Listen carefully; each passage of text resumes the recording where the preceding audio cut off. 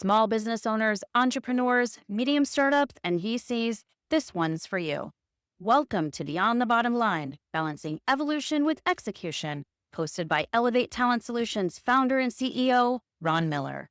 Through Ron's own hard-won wisdom, along with an array of luminaries across the entrepreneurial ecosystem, you'll glean priceless wisdom that will help you see past the day-to-day grind and into the future where you can check off today's to-do list and achieve innovation and elevation to ensure your business is future-proofed. Fulfilling and profitable, it's time for Beyond the Bottom Line, balancing evolution with execution. Take it away, Ron. Hello and welcome back. Do not let your ears, or for those of you watching on video, your eyes deceive you. This is Beyond the Bottom Line. We are back. I am back. For those of you that follow me, you know that I started with this show probably a year ago. And the intent of Beyond the Bottom Line is really to bring you insights from my 30 years of leadership and growing leadership experience from the desk to the executive C-level, as well as the introspective and thoughts and guidance of others, right? Especially geared for recruiters, operations specialists, and especially small to medium-sized business owners that bring you through this journey of how to build a business the right way and avoid the pitfalls that I and so many others have experienced throughout our careers, right? And we've touched on great topics. We've had a lot of guests on the show in the past. For those of you that are returning listeners, I mean, we've talked on topics from social equity and DEI, what it really means and how it can positively impact your business, the importance of early stage value prop for your business and developing it, proper talent development and training, Generation X and interaction in the workforce, executive women in leadership roles, and building teams the right way through what numbers mean in the economy. And my favorite, we actually brought you one of my favorite guests and actually some of my favorite people on earth, the Fresnellis, a few months back, and their journey on how they built their culture and their business, award-winning, I might add, business last year in growing their staffing organization in Eastern PA. If you've not listened before or you've forgotten those episodes, please, feel free to go back on our YouTube page, off of our website on Podbean, and go back and listen to some of those because the messaging hasn't changed. The guests were just fantastic and interesting. But one thing that I realized through all of it is my voice and my experience is really getting lost in that shuffle.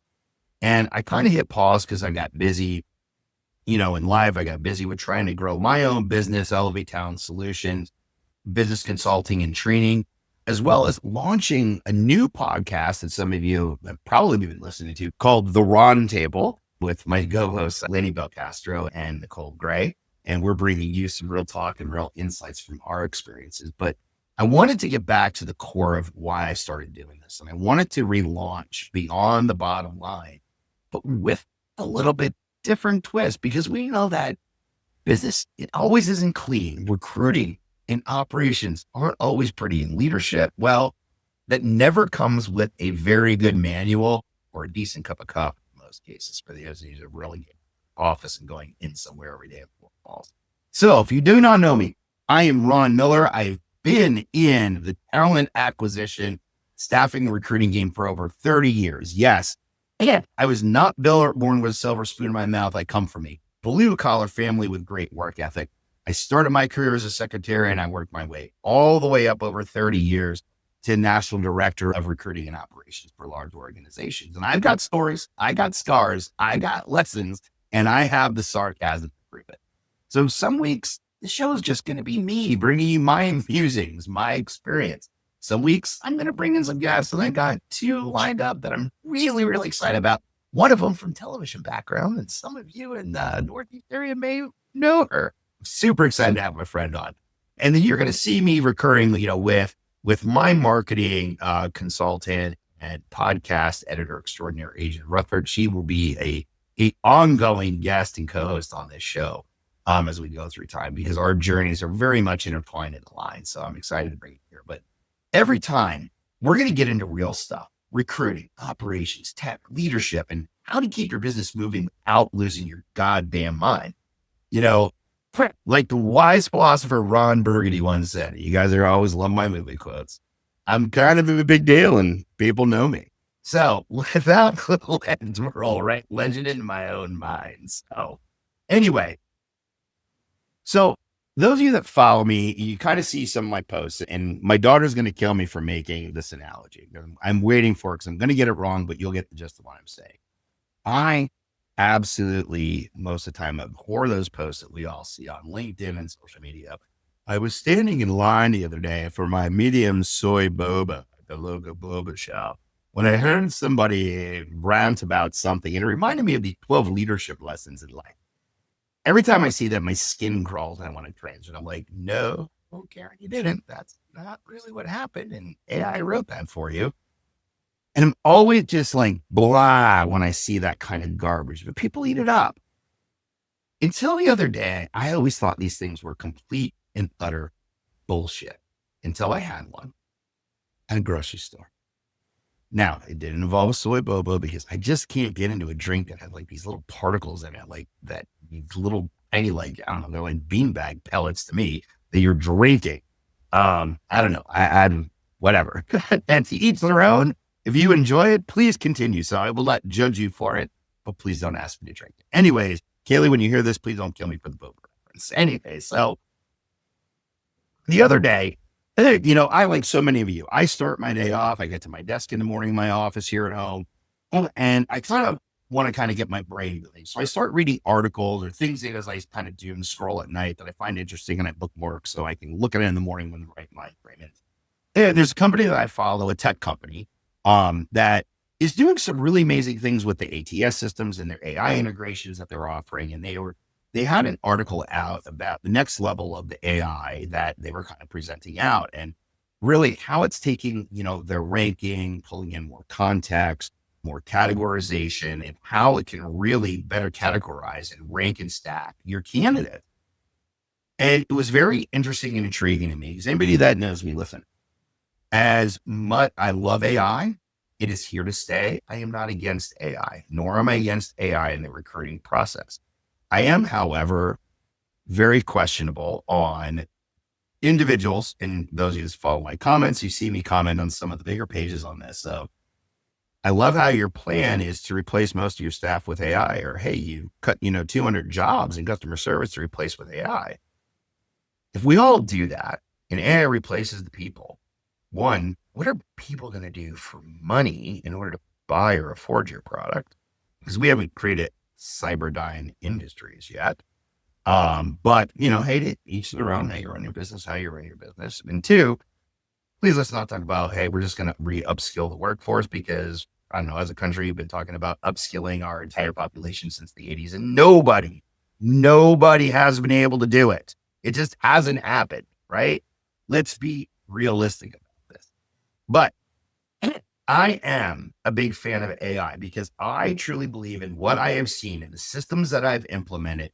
I believe it can have a huge positive impact on jobs and really doing time saving activities that gets the recruiter out of the worst 18 inches in staffing. And that is really between the back of the seat and the keyboard, right?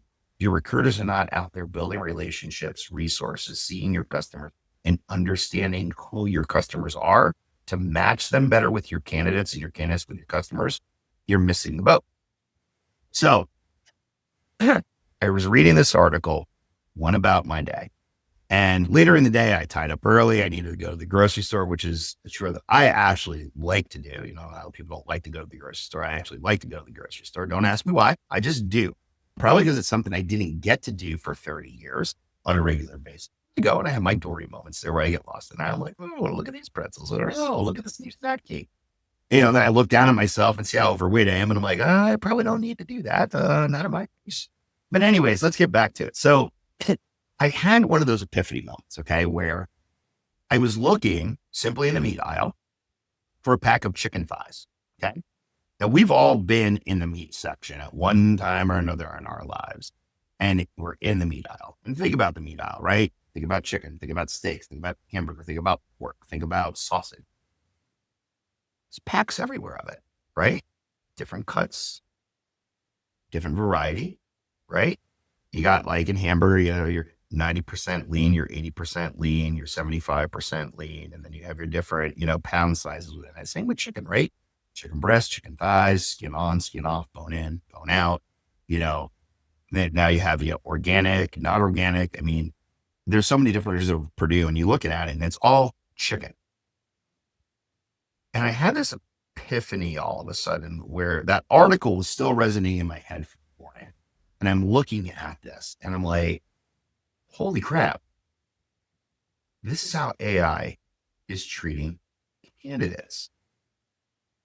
We're sourcing people like they're poultry. I mean, shit, I'm looking, I'm like, hey, I'm just trying to fill, a VP role and the national sales director role. And I'm like, am I sourcing people like poultry or am I sourcing poultry like people? I don't know which is which, but we're turning people into products. This is where this whole thing for me goes wrong. AI, right, is garbage in, garbage out at this point. Again, I said, we are not cybernetic industries. This thing isn't live. It's not learning and thinking. There are very few organizations that are investing the money to have that type of technology. And it's not refined or even readily available yet. Yes, it is impressive the things it can do. It is impressive with the information, that it can get you. And, another Engelman quote, it's science. Yes, it's science and it's developing science at this point. But what does the AI really do in that process? It's scanning data points like a shopper checks labels, right? I find myself standing there, I'm looking at 3 packs of chicken thighs. Do I want a 6-pack? Do I want a 2-pack? Do I want a 4-pack? I want a 6-pack. Now to the 6-pack, which looks good to me visually. Now let's check the weight against the price, right? Now let's check the sell by date. And it really translates that how we're letting AI look at candidates.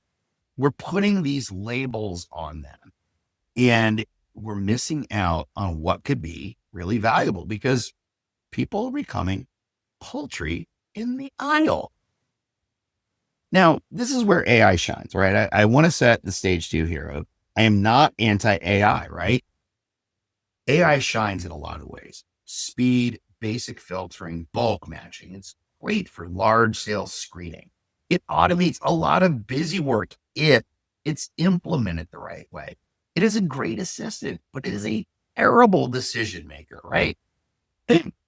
AI can also give inherent bias, the way that you put the information in or the way you write a job description. Or let's be honest, a lot of recruiters are not writing job descriptions. They're copying and pasting and posting. And a lot of your AI is doing the matching on really poor or shittily written job posts. Okay. I have a lot of statistics on job posts that I share in my advanced recruiting class. For anyone listening that's been in it, know what those points are and you know that they're valid. But I mean, we've all seen them. We've all seen the job posts out there that are horrible, boilerplates that are 12 paragraphs long before you get into what's great about us, what's great about this job. And then you finally get into what you're doing, and it's a bunch of corporate speak that makes absolutely zero sense. And this is what a candidate is being judged on and matched to.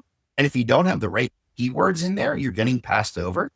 I think from an experience perspective, or, recruiters like, don't include anything before 2010. Don't include anything before 2015. It's irrelevant. Is it? Is it really irrelevant? Do you think 30 years can fit into 4 paragraphs? Do you think people that have advanced their careers and changed companies should cut off all that history that gives you no context unless you have a conversation with them to understand that experience? Did you think we were unemployed before the age of 40? Who knows? But all that is being lost. The story and the context is being lost in lieu of speed, basic filtering, and bulk matching, right? It can tell you if they've used Salesforce. It doesn't mean they know how to close a deal as a salesperson, right? Keep that in mind as a recruiter and as a candidate and as a leader. They've been in charge, they've had a title, but do they really know how to lead people? Or do they just have the right keywords? And maybe that's why you're not hiring the best or you're struggling to find candidates, right? So this is where AI completely misses.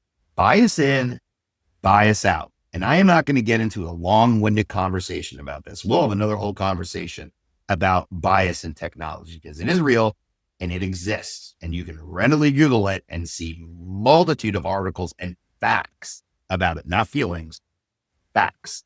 But bias in, bias out. And AI, it doesn't ask why someone has a gap or why someone had a career shift. It just flags it. And there is no human context, no soft skills, zero chemistry.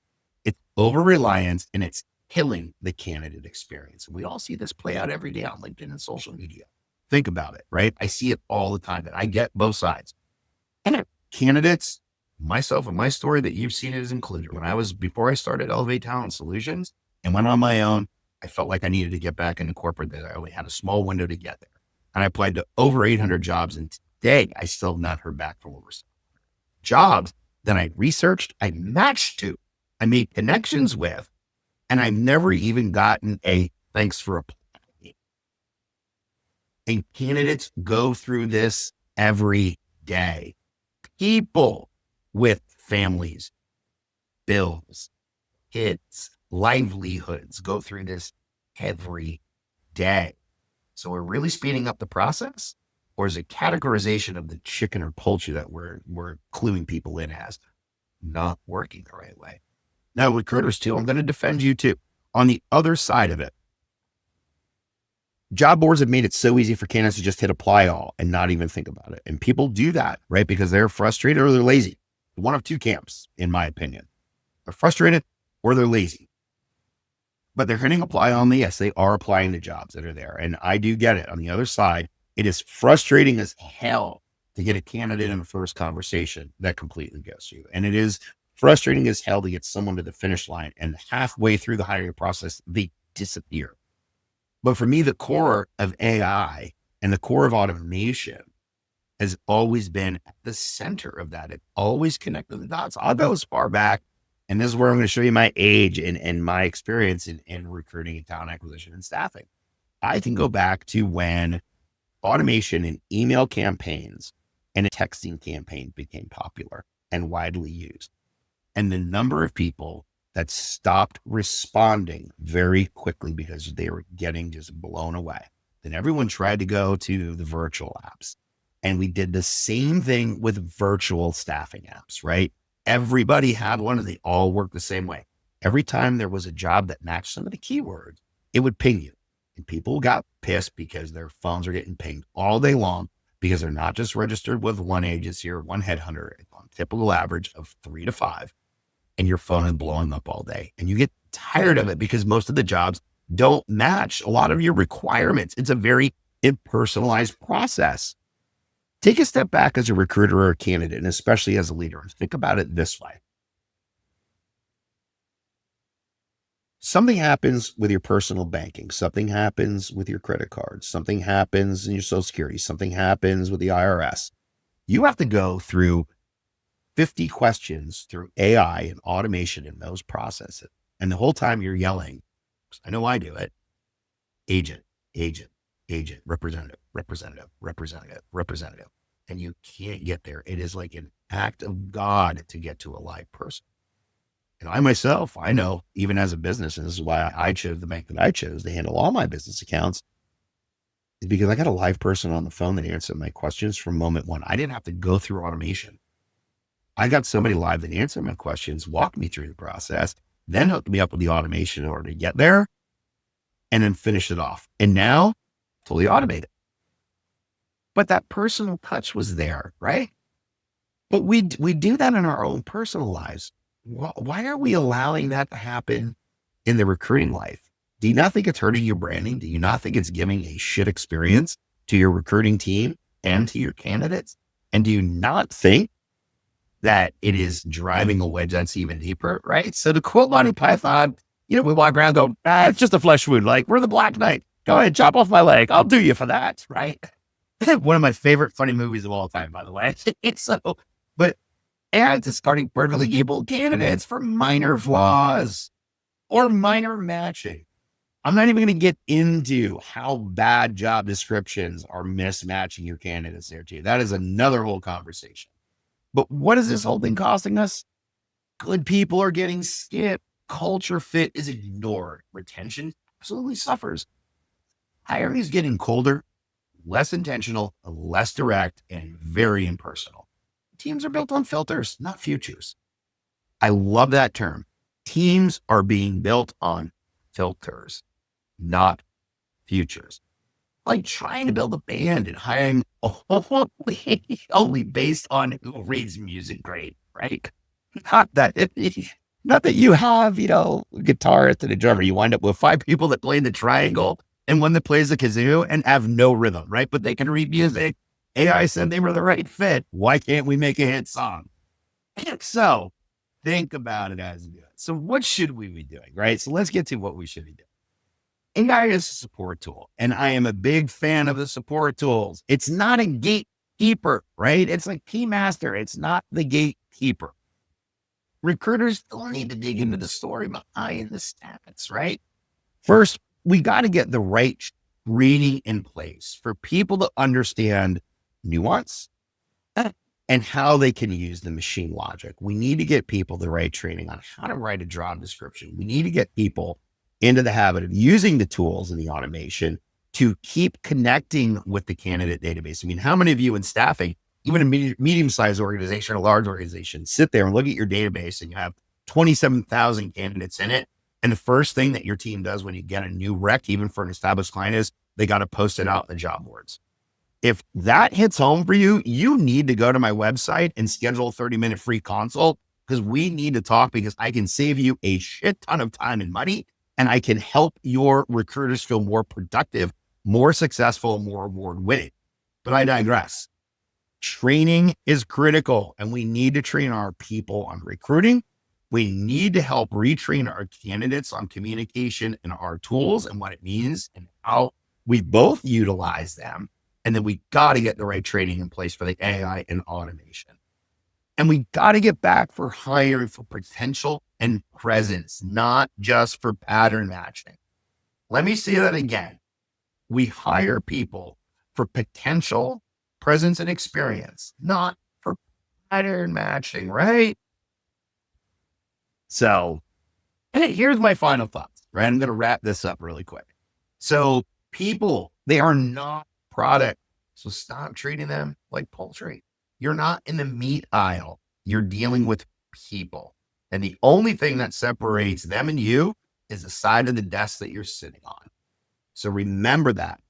And leaders, recruiters, if you have not been through Undercover Boss on your system, going in and applying for a job yourself that it can't identify you, and gone through that process and see what happens, then you are missing the boat, not just on what you could fix or what you need help on, but what your candidates are going through and what it's costing you. And on the other side, candidates, stop with the AI resume writes. Do it right. Stop applying for every role, right? We're all just congesting the system together. AI is great to give you a basis, but it can't tell your story either. Everyone needs to tell their story and read the story. Have a cup of coffee, sit down and get to know each other, and your placements and your pipeline will soar. So what's next? So we're going to have some great conversations coming up.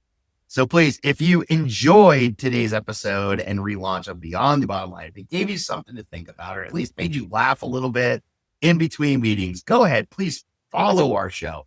Drop it into a colleague, text it to somebody, right? Follow us on our YouTube channel, follow us on Podbean, Apple Podcasts, iHeartRadio, on our YouTube channel, on our website, so you don't miss an episode, and check out our old ones as well. We still have some mailbags that come up, some questions to answer that are long overdue. We've got more stories, more rants, more scars, more tears, more rocking in the corner, and more revelations coming up. So until next time, stay sharp, stay weird, and remember, people aren't chicken. Stop hiring them like they are. Thanks for listening to this episode of Beyond the Bottom Line. Do you have questions for Ron or today's guest about this episode? Reach out and your question might be featured on next week's mailbag. You can learn more about Ron and Elevate Talent Solutions at elevate-talent-solutions.com or on LinkedIn. This podcast was edited and produced in partnership with Adrienne Ruthart, principal of boutique marketing firm ACR Ventures. Check her out at acrventures.com for all your small business marketing needs. Be sure to hit that follow button and send us love letters and episode ideas to Ron Miller at elevatetalentsolutions.net. Tune in next week, and thanks for listening.